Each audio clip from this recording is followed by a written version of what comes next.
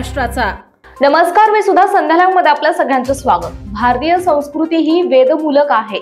यामध्ये जे ज्ञान आहे त्या ज्ञानाच्या उपासनेतूनच एक दिवस भारत माता विश्वगुरु होईल। खरं तर वेद हा भारतीय संस्कृतीचा आत्मा आहे आणि विश्व हिंदू परिषदेचे आंतरराष्ट्रीय महामंत्री राहिलेले अशोक सिंघल हे खऱ्या अर्थाने वेदोपासक होते, असे गौरवोद्गार अयोध्या श्री राम मंदिर ट्रस्टचे कोषाध्यक्ष स्वामी गोविंद देव गिरी महाराज यांनी काढलेत।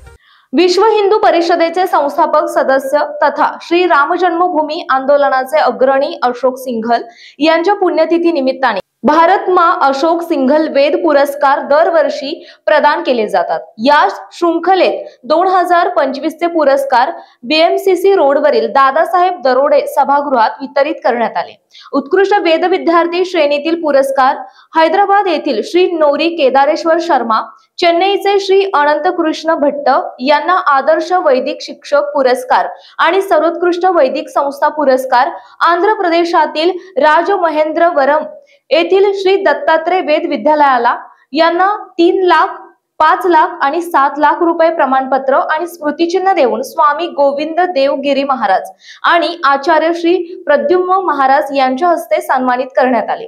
त्यावेळी व्यासपीठावर सिंगल फाउंडेशन मार्गदर्शक रवींद्र मुळे, सिंगल फाउंडेशनचे मुख्य विश्वस्त संजय सिंघल आणि सलील सिंघल उपस्थित होते। कलाकार, खेळाडू आणि साहित्यिक यांचा या समाजात नेहमीच सन्मान केला जातो। मात्र वेदांचे जतन आणि प्रचार करणाऱ्या वैदिकांचा मात्र विचार होत नाही।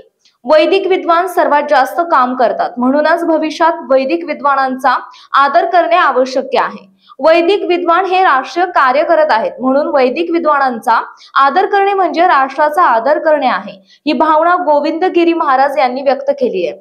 कार्यक्रमात मार्गदर्शन करताना परमपूज्य आचार्यजी श्री प्रद्युम्नजी महाराज म्हणाले की वेद आम्हाला कर्म शिकवतात आणि तेही निष्काम कर्म, आपल्या वैयक्तिक सुखाचा त्याग करून समाजात केवळ ज्ञानाला प्रवाहित करणे हे खरे वेद कर्म आहे। यातूनच वेदोपासक सुद्धा अंतर्बाह्य प्रकाशमान होत असतो। वेद आत्मसात करणे म्हणजे वेदांना समर्पित होण्यासारखं आहे। आयुष्यात यशस्वी व्हायचं असेल तर शास्त्र वचनांचे पालन आणि सोबतच गुरुवचनांचे पालन करणे गरजेचं आहे। परमश्रद्धेय श्री अशोकजी सिंघल यांच्या स्मृती प्रित्यर्थ सिंघल फाउंडेशन तर्फे दरवर्षी वैदिकांना काही पुरस्कार दिले जातात।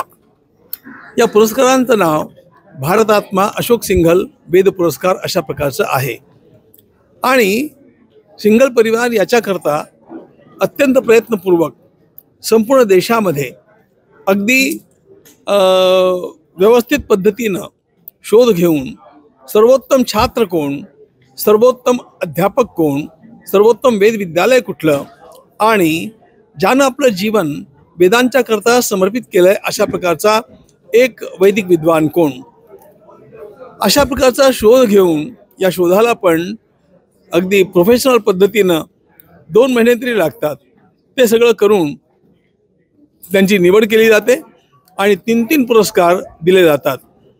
सर्वोत्तम वैदिक विद्यार्थ्याला 3 लाख रुपये, सर्वोत्तम वैदिक अध्यापकाला 5 लाख रुपये, सर्वोत्तम वेद विद्यालयाला 7 लाख रुपये आणि सर्वोत्तम जीवन गौरव पुरस्कार म्हणजे ज्यानं आपलं जीवन वेदांच्या करता व्यतीत केलं त्यांना 5 लाख रुपयांचा पुरस्कार। अशा प्रकारच्या पुरस्कारांचा मुख्य हेतू हा आहे की वैदिक विद्येला प्रतिष्ठा प्राप्त व्हावी। हा पुरस्कार गेली 9 वर्ष दिला जातोय। 7 वर्ष राजधानी दिल्लीमध्ये दिला गेला, मागल्या वर्षी अयोध्येमध्ये दिला गेला आणि यंदा हा पुण्यामध्ये दिला गेला। या पुरस्कारामध्ये आसेतु हिमाचल भारतवर्षातल्या सगळ्या वेदविद्येच्या सोबत संलग्न असलेल्या विद्यार्थ्यांचं, संस्थांचं घुसळण होतं आणि त्यातून जे यशस्वी ठरतात त्यांना हे पुरस्कार दिले जातात।